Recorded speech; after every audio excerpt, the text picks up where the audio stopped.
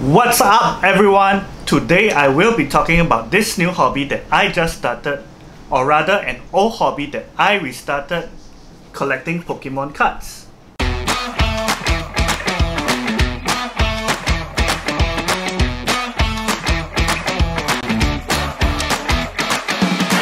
"2020 has been a crazy year for most people, but one industry has been doing really well, and that is the trading cards industry. Prices for cards like sports cards, Yu-Gi-Oh cards, and our topic for today, Pokemon cards, have risen by a lot. This has gathered a lot of interest from investors, especially people like me who used to play these cards when we were young. But there are a lot of questions about investing in these cards. Is it too late to enter now? Is it still going to grow? If I want to start investing, how should I do it? I will try to answer these questions and more in this video. First up, is it too late to enter the Pokemon cards market? I would say no, because there is still a lot of value from these cards. I bought this box for $39.90 and he has not one, not two, but 3 Charizards in it. That's crazy because Charizards are well known to be one of the most valuable cards in the industry. For those who don't know, Pokemon cards are released in sets.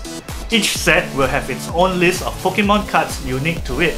So a Pikachu from the very first base set will look different from the very latest set called Vivid Voltage. Cards from older sets cost a lot more because they are not being printed anymore. So if you still have Pokemon cards from your childhood, they could be worth a lot more now. One of the best ways I have found to see the value of your cards is to go to eBay, search for your card and click on sold. This tells us what people have been paying for the card you are searching for. And for the Japanese Charizard V, you can see it has been sold for $9, $14, $10. I will explain why these are so expensive later. $20, $17, $7. I would say the average is around $12. Taking a look at the Charizard V Max, we have $40, another $40, $140.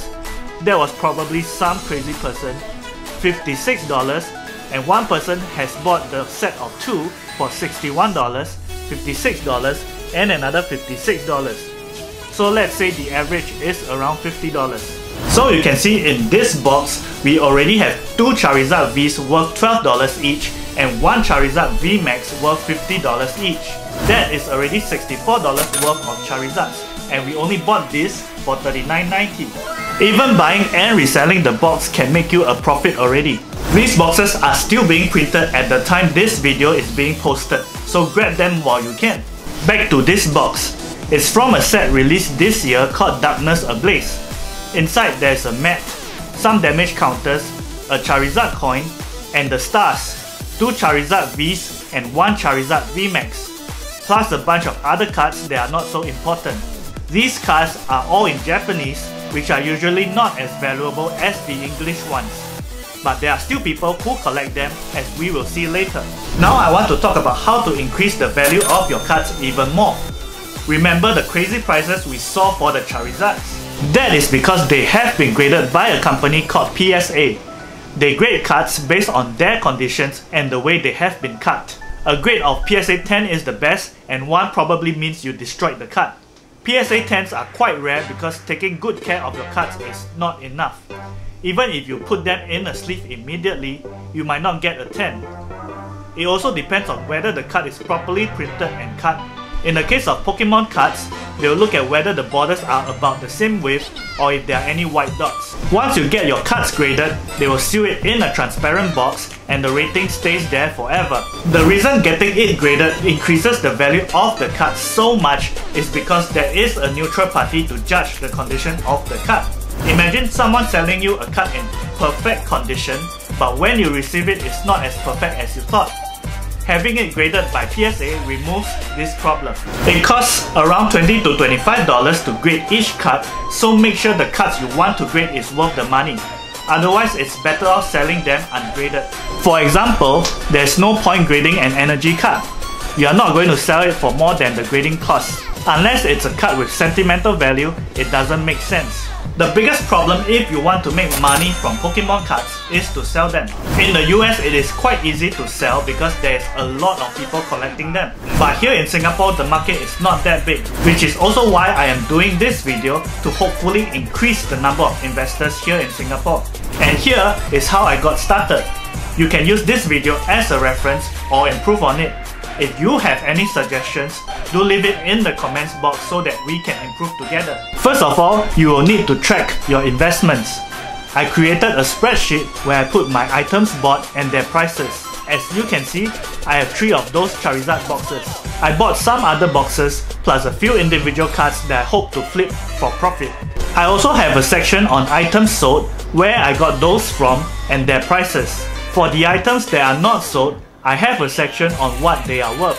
I do want to send those Charizards for grading, so the cost of grading will be added to the blue section. And this is the total cost so far and the total value of the cards I have bought. As you can see, there's around a $50 loss. That is because I am still waiting for these 3 boxes to arrive. There are 4 booster packs plus a Holo, Vaporeon, Jolteon and Flareon in their respective boxes. So with the cards added in it, it is very likely I will be making a profit from my investments. Can you start with very little capital? The answer is yes, of course you can. You can start off by flipping individual cards. I joined this Facebook group called Singapore Pokemon Trading Card Game Group. Deals happen inside every single day. Use the eBay method to look for good bargains. If you are not from Singapore, search for your own country's Facebook group. The main reason for using this is to save on postage fees. You don't want to pay more than what you should for your card. If you have a bit more budget, you can invest in booster boxes. Each booster box has 36 booster packs inside, and each booster pack has 10 cards inside. The newest one called Vivid Voltage will be released on 13 November 2020 and I have already pre-ordered 1 box. So do subscribe to my channel, hit the notification bell so that you don't miss my unboxing and analysis of that box. If you are someone looking to invest in Pokemon cards, do leave a comment so that we can connect. Whether you are a small investor looking to buy and resell cards, or someone with higher budget looking to invest in cards and boxes from long ago, it doesn't matter. Let's build this community together.